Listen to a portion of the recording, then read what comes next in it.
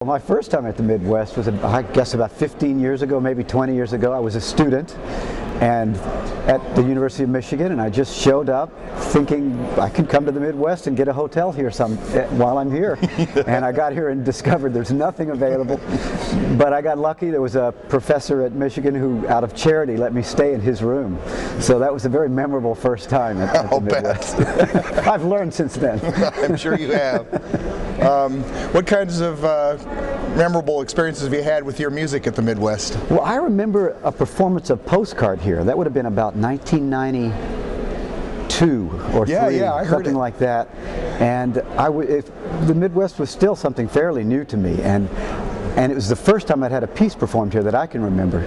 And the most memorable, the biggest memory I have is just showing up and seeing this mass of people to hear all of this new music. And I was way in the back, and I was told later that I should have been in the front and so forth, but I was way in the back of the audience, and just seeing these thousands of people. I don't remember even hearing my piece because I was just shocked by the number of people, and people who loved music, just coming just to hear this music.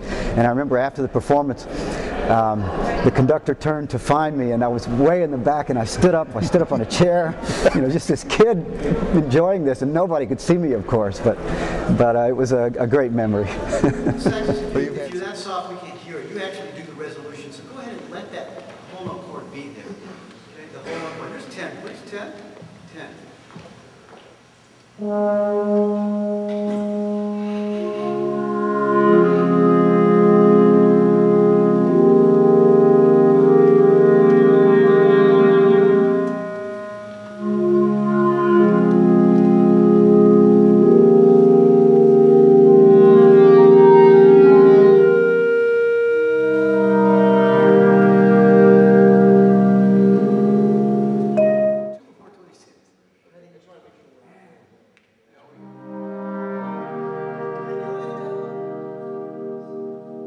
I watched all your rehearsals on Sanctuary, and I loved what I saw there, and everyone just loves this piece because it's a tremendous piece.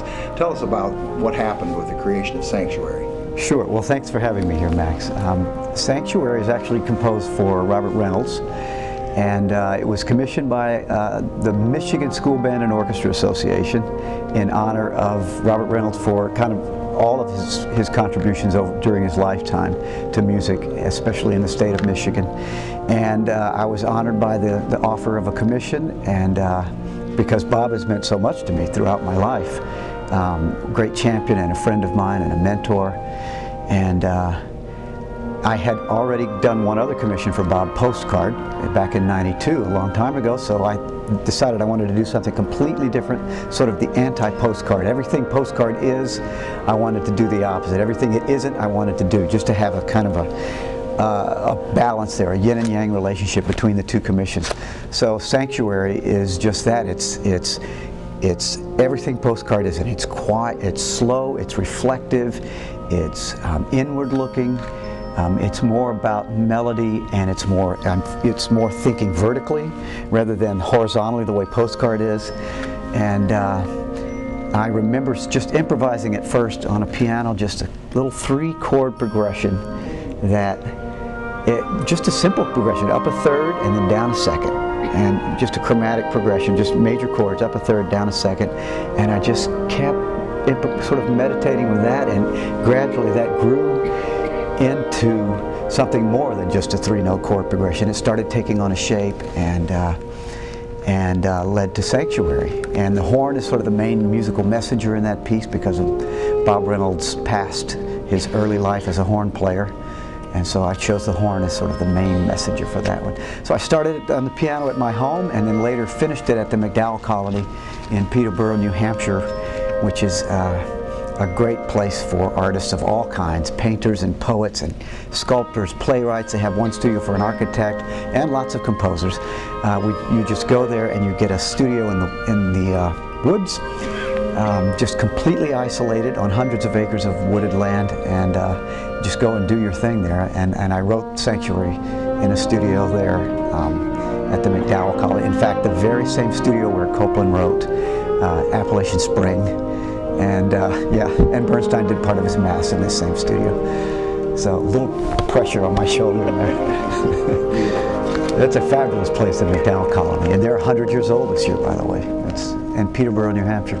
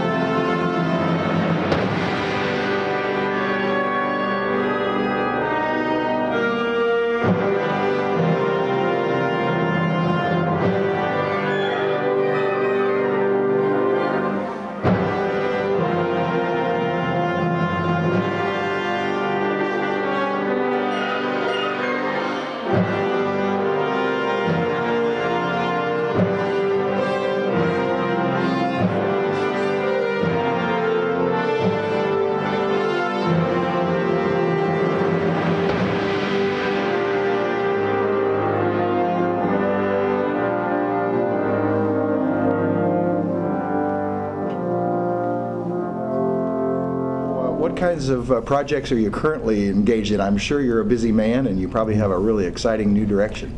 Well, I just finished a piece called Wild Nights for the California Band Directors' 50th anniversary, and that's after a poem by Emily Dickinson of the same name. Just finished that. It was premiered a week ago, and so I'm now turning my energy to a new piece that I'm composing for premiere in 2008 at the Sydney Opera House. And I have no idea what I'm going to do yet. I just know I'm excited about this. It's going to be using the whole hall, the whole Sydney Opera House. They want a piece for a mass of wind players. So it's not just a group on stage, but also on the sides and also behind the audience. So first I'm going to fly to Sydney this May, and they're going to just let me see the hall and walk through the hall and also hear a concert at the hall. And then I'm supposed to come back a year later with a piece, having seen this hall. So I go to Sydney in May, and I'm also conducting up in Brisbane. And but the main purpose of my trip is just to see the Sydney Opera House and experience it acoustically and also visually and practically speaking as well, just to see where I can put the players and so forth. So this is commissioned by a group called Kingsway International, and they're based in Australia, although they are moving an office also to Colorado Springs. And I'm very excited about this opportunity to do something at the Sydney Opera House. So that's sort of the main focus of my energy during the next year or so. There are other pieces I'm writing as well, but that's the one I'm really focusing on. And I could go a variety of directions. Because it's in Australia, I was thinking about Aboriginal influences, you know, didgeridoo and so forth, Australian folk songs. Oh, yeah. But also the Pope will also be there during my visit in summer of 2008. It coincides, and so there's going to be a huge influx of people involved in the Catholic Church there, and will also be at this concert. And so the idea of using something from sacred Renaissance music, just using one of my favorite Dufay or Josquin sacred works, or a portion of that as sort of a basis for a work, a set of ground variations or theme and variations, or just a fantasy on some great Renaissance excerpt from the sacred repertoire. That also appeals to me. I have no idea where I'm going yet, but I have lots of things to sort of whittle down at this point and to narrow my focus. So right now I have too many choices, too many decisions to make. Okay, well, so now promise us that later, even though this will all be existing as a chunk on the web here very shortly, that we can come back to you in 6 months I would love and that. get an update. I would love that. That's would great. Love that. Terrific to talk to you.